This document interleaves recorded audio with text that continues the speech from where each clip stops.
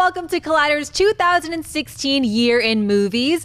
I'm Ashley Mova, and I'm here with Mark Ellis and Perry Nemiroff. So in 2015, we saw studios like Disney and Universal have record-breaking years. So this year we opted to cover each studio's individual slate through 2016. And we're going to kick off with Sony this year. That's right. And we have a top 5 for you kids. But before we get to that, we're going to have some honorable mentions. These are other movies that are coming out this year from Sony that we think you might be interested in. All right, The Fifth Wave. On January 22nd, Chloe Moretz headlines the film adaptation of the young adult novel about a mysterious invasion. The trailer echoed shadows of Independence Day and invasion of the Body Snatchers. This frightening force attacks in waves, and a small band of survivors must save humanity before it's too late. I am telling you, do not brush this one off, even if you don't like YA films. One, the book is pretty good. I suggest giving it a read. And also, director Jay Blakeson is super promising. If you haven't seen it, I highly recommend his first feature, The Disappearance of Alice Creed. And you have done a great job of selling me on this movie because I saw the trailer and I was locked in because I'm a huge Independence Day fan. You're telling me it's based on a great YA book. I'm going to hope it's better than The Host in Twilight. And Chloe Moretz is somebody I really enjoy watching. Her Liev Schreiber's in it too, so I'm starting to get my hopes up for this. Next up, The Brothers Grimsby. Sacha Baron Cohen is back on the big screen March 11th in this comedy about long-lost brothers. Cohen lives a simple family life but hopes to one day reunite with his brother Mark Strong, who happens to be a spy. Hijinks ensue when the two cross paths at the worst possible time. Money Monster. George Clooney and Julia Roberts star in this Wall Street thriller directed by Jodie Foster. The pair must stay alive after being taken hostage from an irate investor and a stalk Clooney's character hawked on TV. The film goes wide May 13th. And I know they talked about it on they talked about the trailer today on Movie Talk. I missed that discussion. And so just watching this one, it almost made it into my top 5 because George Clooney is like a Jim Cramer dude. And everybody kind of wants to see him just not go down or get taken hostage. But it's like, yeah, you need to get your comeuppance. So this guy, it's got like a John Q kind of feel to it. That trailer is something else. I kind of can't stop watching it. And whenever that Bruce Springsteen song kicks in, yeah. I get chills. Next up, the one I'm super excited for, The Angry Birds. This smash hit game is now a summer tentpole film for Sony. The animation features some impressive vocal talent, including SNL vets Jason Sudeikis, Bill Hader, and Maya Rudolph. The story of 3 birds investigating the immigration of pigs to their island opens on May 20th. The Shallows. June 24th sees Blake Lively trapped in the ocean all by herself. The good news, she found a buoy. The bad news, there's a great white shark circling her. Oh my God, this movie looks fantastic. How do you not have this in the top 5? You have a great white shark. It's like Jaws, and now he's getting revenge, except this premise sounds so much better than Jaws the Revenge. Perry, tell people why they should see this movie. Well, you know what? I love YA, but my other favorite thing is horror movies, so fine, I'll give it to you. I am going to see this no matter what. It's just like a buoy. It's like Phone Booth, except in the water with Jaws. Yes. Next up, Inferno. Tom Hanks is back deciphering mysteries on October 14th with Inferno. This time, Professor Robert Langdon is investigating a plot involving Dante's Inferno. Ron Howard directs once again. And next we have Billy Lynn's Long Halftime Walk. November 7th brings us TriStar's Billy Lynn's Long Halftime Walk, based on the novel by Ben Fountain. The wartime comedy drama is directed by Ang Lee and stars Kristen Stewart, Vin Diesel, and Steve Martin. And the last of the honorable mentions, Jumanji. It's been 20 years since Joe Johnston's Jumanji hit theaters, but come Christmas Day, we're going to get to play another round of the magical board game that brings the jungle characters and creatures to life as you play. I am a 90s kid, so obviously I grew up being obsessed with Jumanji, and I'm very excited for this. My only concern is that I can't imagine them finding anyone to play Alan Parrish quite like Robin Williams if they go the straight remake route. Yeah, and that's my concern. Anytime a Robin Williams project is getting rebooted, because you hear a lot of whispers about Aladdin, it's like you can't go the same route. But Jumanji has so many avenues you can take it, and we know one thing. The effects in this movie are going to be so much better than they were in the original Jumanji. Fine for the time, but the CGI in this movie is really what you're going to pay to see. And now we've arrived at our 5 most anticipated movies from Sony this year. At number 5, Pride and Prejudice and Zombies. Just like the Jane Austen classic, this movie centers on the Bennet sisters, 5 young women feeling the pressure to marry eligible bachelors. The only difference is that in this rendition, they're also right in the middle of a zombie outbreak.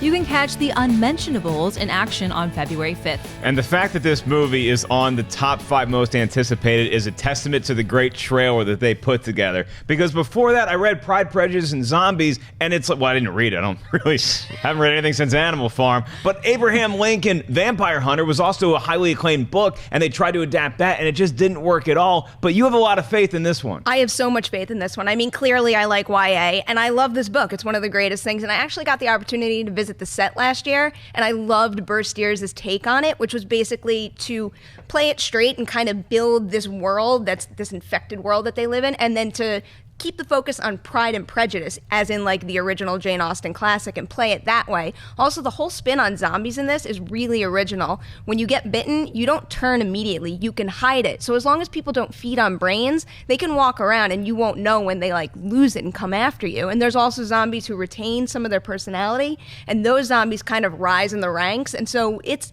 a much more formidable force than, let's say, people just like lumbering around. I've been hiding my zombie bite for years. I love this idea. At number 4, Sausage Party. After a sausage falls out of a shopping cart, he must find his way home and discover his true purpose. The animated comedy is for grown-ups only and has a hilarious vocal cast featuring Seth Rogen, James Franco, Jonah Hill, and Kristen Wiig. Audiences can join the party on August 12th.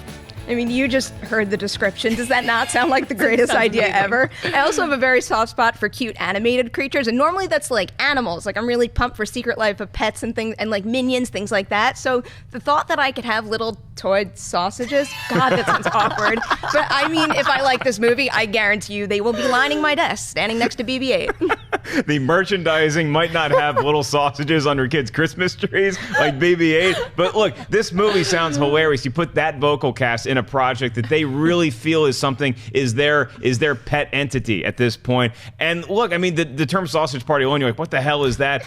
You don't see a lot of grown-up animated comedies, but when you do, you get a South Park Bigger, Longer, Uncut, you get a Team America World Police, so this could be something really special, or at least hilarious. Sausages next to Mr. Hanky.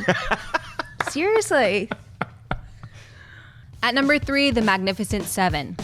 On September 12th, 7 gunslingers helped save a Mexican village in this remake of the classic 1960 film.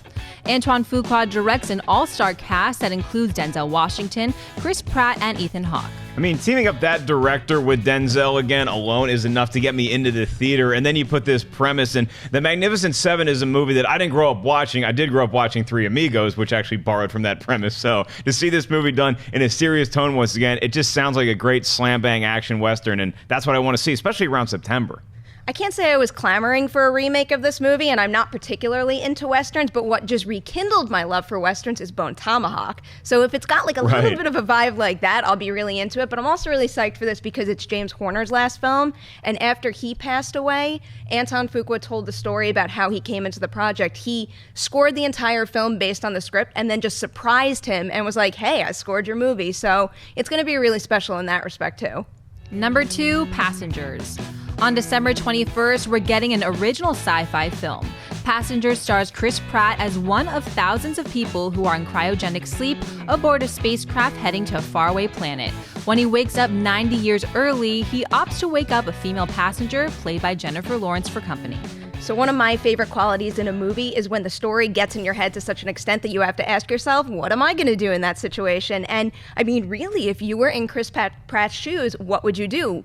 I'm assuming anyone would wake up someone, and you would think that a man would want to wake up a woman, but I hope he knows Jennifer Lawrence's character in the movie, because could you imagine just going through and being like, you're the prettiest one, and then I wake you up and you're a lunatic? First thing I thought as well was like, man, did you win Powerball if you have Jennifer Lawrence there to wake up? And now all of a sudden you're kind of the last man on earth. It's like our relationship, or there's no relationships at all. They're the only two people awake. And you think about, oh, okay, so their entire life is going to be lived on this spaceship, just hanging out, going back and forth. You would hope they have chemistry. I think that regardless of how the movie plays out, Jennifer Lawrence and Chris Pratt are going to be dynamite to watch on screen in a weekend. It's going to be a really packed weekend before Christmas. Passengers might be one of the movies to see.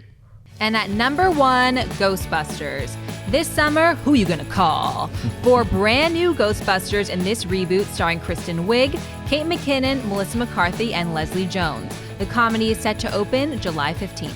And this is the movie that I am most excited for personally. I'm glad it was number one because I love the original Ghostbusters. I love the lore. I think doing a reboot of Ghostbusters was the right way to go, and I know that would put the ixnay on seeing Venkman or Stantz, at least those characters coming back. You might get to see a quick shot of Bill Murray or Ernie Hudson or Dan Aykroyd. We don't know how much cameos are going to affect this movie, if it's going to be involved in the plot, but you just look at the talent they have playing the Ghostbusters. This movie sounds like a great summer comedy anyway. When you put the Ghostbusters banner above it, it heightens expectations, but also it shows a little bit more promise for me.